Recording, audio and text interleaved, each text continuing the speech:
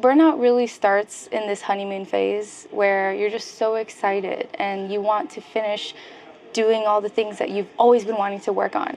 You take on more tasks and you just say yes to everything because you're like optimistic on what you're capable of. Then you move into the next state, which is where you start getting stress. This onset of stress builds up from not having enough time. You get anxiety from not finishing things when you used to finish them before, and then now you're like, oh my gosh, where did all this work come from? Like it's getting a little overwhelming. And then the chronic stress kicks in when you're starting to delay your backlog tasks into like all these different sprint cycles that have already gone by, and you're like, okay, I don't know if I can do this. Like you have this self-doubt that kicks in, this imposter syndrome that's just like, was I really able to do this job, this dream job that I imagined having? I don't know if I can do it anymore. This is like, I'm not good at it. Like you lose that confidence. And that's what leads you into the fourth most common state, which is burnout. That initial burnout is the worst because you lose your identity as a person. You forget to even do the things that you enjoy anymore. All your hobbies, all your friends, all your life, you want to disconnect from it because you're all about work, work, work. And that's where that burnout is just, it's bad. But to be honest, any state of burnout is actually bad. It's detrimental to our physical and mental health. And the last most common state that people experience after burning out is like this severe burnout that like you wake up and you're just like, oh no, it's another day of things that I can't even do, but I'm going to try to push through it. And when you have no end goal in sight, that's when it's like the worst.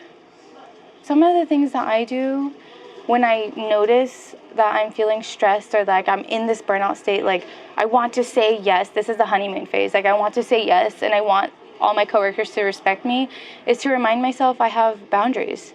I have priorities and I'm in that list of priorities. So if I take on this task, is this me like being nice to myself? I have to recognize and self-reflect, is this me being like an overachiever, a people pleaser, or is this me like knowing I can take on this capacity of like work productivity?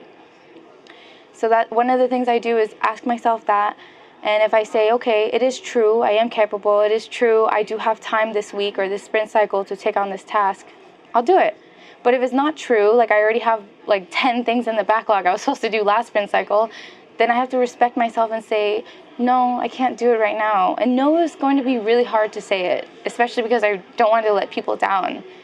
But once you start saying no one time, you start feeling better. Your guard gets put down a little bit and you're just kind of like, oh, okay, they understand. I'm grateful. So then you can start saying it more often, and then you can just let people know, like be honest about it, be open. I can't do this now, but maybe if you ask me in a week when the sprint's over, I can take on more tasks. Or if I haven't finished any of my tasks, then this is not something that I can do. And it's also not my responsibility. So I can help you, but I can't complete it. One of the short-term like things that I want to, like tips and tricks, like these are short-term. They don't really work long-term. But I think of the 4 happy chemicals that our brain releases to help us like just temporarily de-stress. And I think of them as dose. So like we have dopamine, oxytocin, serotonin, and endorphins. Dopamine is like a reward type of chemical. Like these neurotransmitters come out when dopamine's released and you're like, oh man, like I feel accomplished. I did things. I'm awesome. You know, those things feel great. It's kind of like a social media. When you post stuff on social media, whether it's Instagram, Twitter, or LinkedIn, like when you get those likes and notifications coming in, that's the dopamine coming in and like going through your body, and you're like, yes, I made an impact.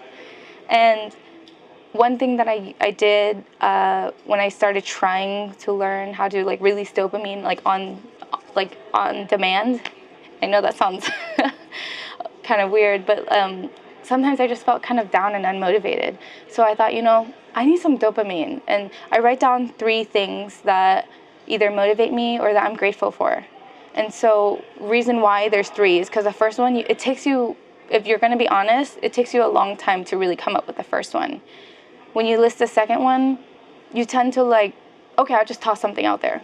is it, even if it's true or not, it can be true, but I'm not fully excited about it. By the third thing that you write down, you are actually honest with yourself. So it's kind of like you go down the list of like, okay, I want to be honest, and then sure, this works. And then by the third one, you really sit and think on the thought, like, what am I grateful for? And that's why I do 3 for dopamine.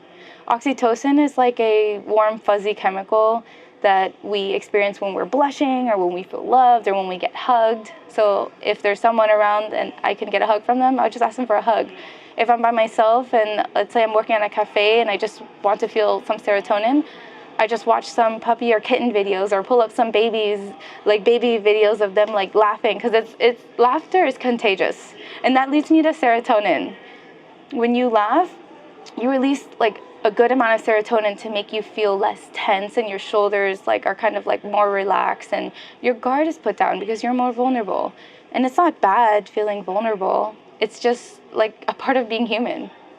So one activity that I did during the talk was I had people laugh with me. And I've never gotten to 10, but we would basically laugh in like up, count and laugh to 10. It was a fun activity. Everyone participated. So I thought that was great. Last, within dose, we have endorphins. Endorphins can be released instantly when you start moving. You just move your arms, move your feet, like just kind of like wiggle out and like shake off that stress, that tense, like your body, you know, when your body gets tense, you're just like, okay, let me just move my shoulders, and then you feel a little bit better. Those are short-term exercises that I do.